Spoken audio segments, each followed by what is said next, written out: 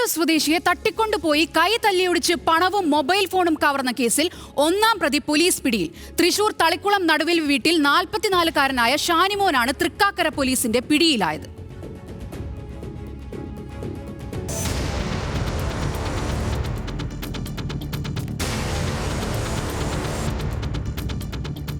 ജോലിക്കായി കൊച്ചിയിലെത്തിയ മൈസൂരു സ്വദേശി ചന്ദനെ മൈസൂരു സ്വദേശികളായ 4 സുഹൃത്തുക്കളും ഷാനിമോനും ചേർന്ന് ആക്രമിച്ചതാണ് കേസിന് ആസ്പദമായ സംഭവം.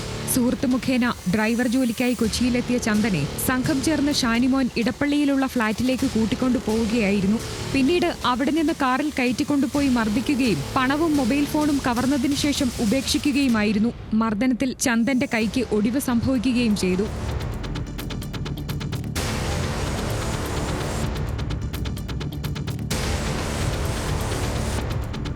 തൃക്കാക്കര പോലീസ് കേസെടുത്ത് ചന്ദനിൽ നിന്നും വിവരങ്ങൾ അന്വേഷിച്ചറിഞ്ഞത് മനസ്സിലാക്കിയ പ്രതികൾ കൊച്ചിയിൽ നിന്നും ഒളിവിൽ പോയി. തുടർന്ന് നടന്ന അന്വേഷണത്തിൽ പ്രതികളായ മൈസൂർ സ്വദേശി നന്ദന, തേജസി എന്നിവരെ പാലക്കാട് ആലത്തൂരിൽ നിന്നും പോലീസ് പിടികൂടിയിരുന്നു.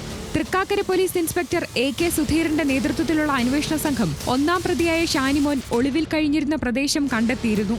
തുടർന്ന് പോലീസ് സംഘം ഇന്ന് അതിസാഹസികമായാണ് പ്രതിയെ പിടികൂടിയത്.